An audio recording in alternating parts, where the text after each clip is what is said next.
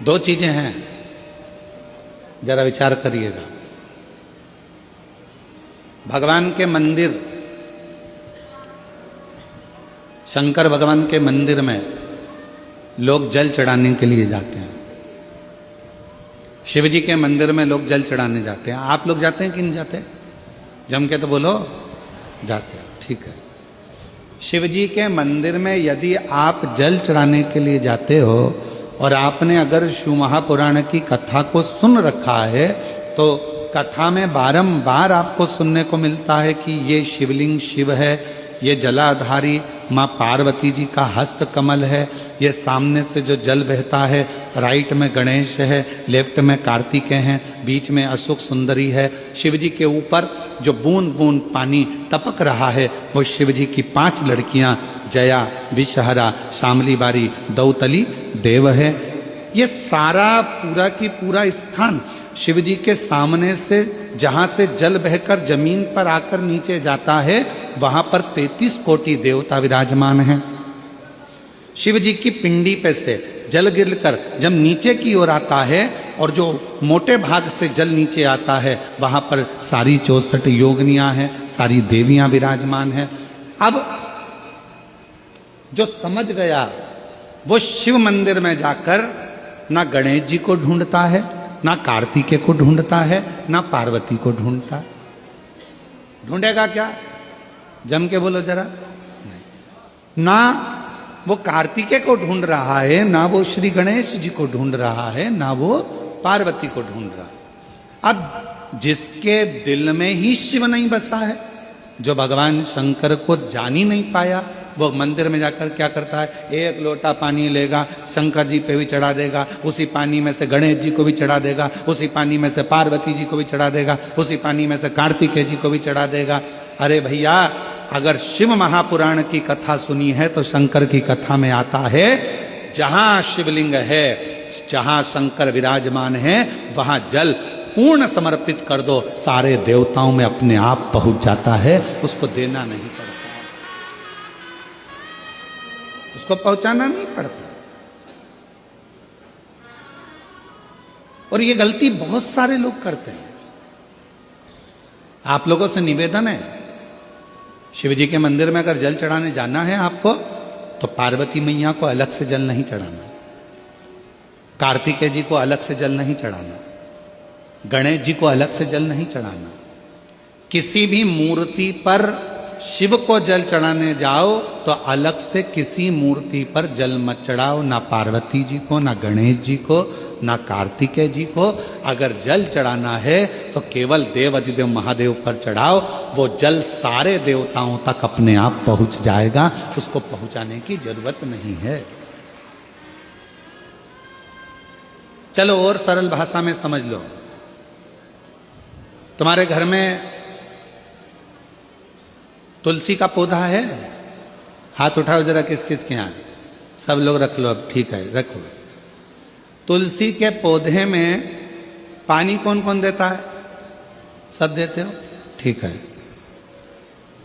पत्ते पे देते हो क्या? नहीं। डाली पर देते हो क्या? नहीं।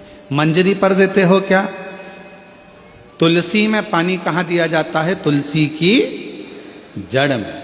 जड़ में पानी दे दिया तो वो तुलसी के पत्ते पत्ते में पानी पहुंच जाता है, मंजरी में पानी पहुंच जाता है, वृक्ष की जड़ में पानी दे दिया तो वो पानी सब दूर फल में, फूल में, डाली में, पत्ती में, सब जगह पर वो पानी पहुंच जाता है। उसी तरह जैसे जल जड़ में दिया जाता है, पानी जड़ में दिया जाता है, तो वो सब जगह पहुंच जाता है। उसी तरह शिव मंदिर में केवल शंकर भगवान पर जल चढ़ाया जाता है तो वो सब देवताओं तक पहुंच जाता है, सब देवताओं तक।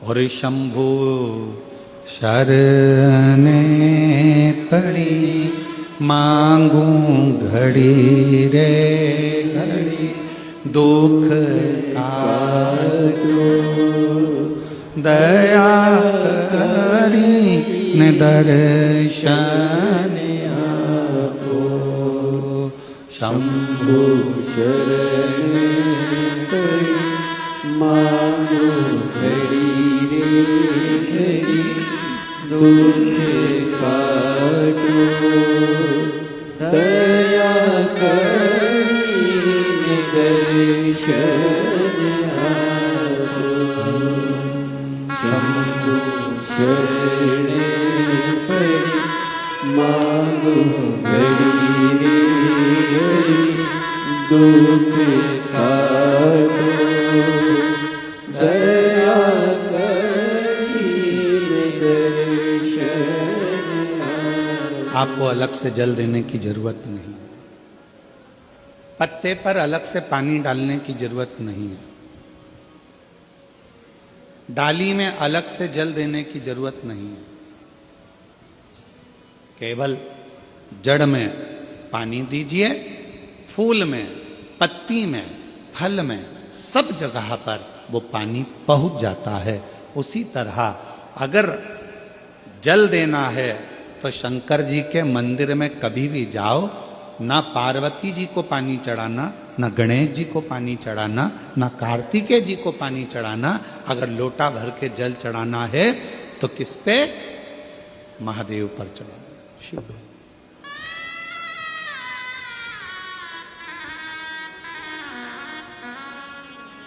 गलती तो नहीं करोगे? बोलो तो जम के। कहां जल चढ़ाओगे? शिव जी का। अब कई लोग पार्वती जी कपड़े पहनी है, वस्त्र पहनी है, तो भी पानी चढ़ा के चले जाते हैं। गणेश जी वस्त्र पहने हैं तो भी लोग पानी चढ़ा के चले जाते हैं। कार्तिकेय जी वस्त्र पहने हैं तो भी लोग पानी चढ़ा देते हैं। ये ठीक नहीं। शिव महापुराण में सीधी सीधी बात करी है, सारी समस्या का हल एक लोटा जल। अब जल कितना लेकर गई हो मंदिर के लिए? जम के बोलो, एक लोटा। अब सियोर वाला महाराज कह रहा है कि एक लोटा जल सारी समस्या का हल। तुम जल चढ़ाते चढ़ाते इतने दिन हो गए, तुम्हारी समस्या का हल क्यों नहीं हुआ? क्यों? क्योंकि तुम पूरा एक लोटा जल शिव जी को दे ही नहीं पा रही हो। आधा जल इधर चढ़ा दूं, आधा उधर चढ़ा दूं, आधा उधर चढ़ा दूं, आधा इधर चढ़ा दूं, तो तुम्हारा तो कहावत ही आदि हो गई कि आधा लोटा जल। तुम्हारी तो कहावत ही आदि हो गई।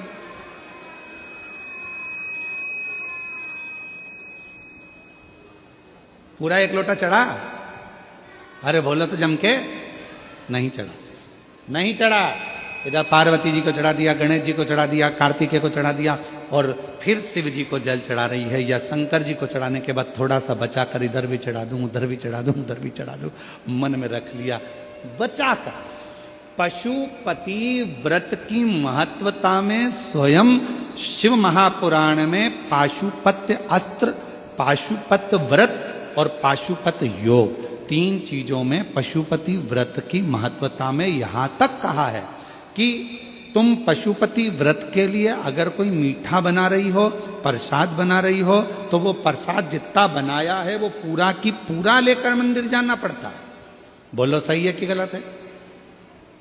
कढ़ैया में, भगोनी में जितना प्रसाद, हलवा बनाया, खीर बनाई, जितनी बनाई है सब लेकर जाओ, छोड़कर नहीं जा सकते। अगर आधा प्रसाद कढ़ैया में छोड़ दिया और आधा लेकर गए हो तो प्रसाद के दो हिस्से हो गए। भगवान पशुपति व्रत को स्वीकार नहीं करेगा, वो स्वीकार नहीं है। बनाओ उतना जितना मंदिर में लेकर जाना है, बनाओ उतना जितना परमात्मा के दरवाजे पर लेकर जाना है। अब हमने क्या करा, बना थोड़ा ज्यादा लिया, आधा रख दिया घर वालों के लिए, बच्चे खा लेंगे इसमें से, पति को दे दूंगी इसमें से, और आधा प्रसाद ले गई मंदिर, मंदिर में ले जाके 3 हिस्से कर दिए। अब विचार करना, मंदिर में ले जाने से पहले प्रसाद के 2 हिस्से हो गए, आधा तो तूने घर में छोड़ दिया, आधा मंदिर में लेकर चली गई, फिर वहां पर जाकर 3 हिस्से हो गए, तो कुल मिला के हो गए 5 हिस्से। तो मतलब ही क्या हुआ फिर उस प्रसाद? और फिर क्या कर रही है, मैंने 4 बार पशुपति व्रत करा गुरुजी, पर ना जाने क्या ऐसा योग बना कि भगवान मेरी सुनता ही नहीं है, भगवान मेरी सुनता ही नहीं है। कैसे नहीं सुने?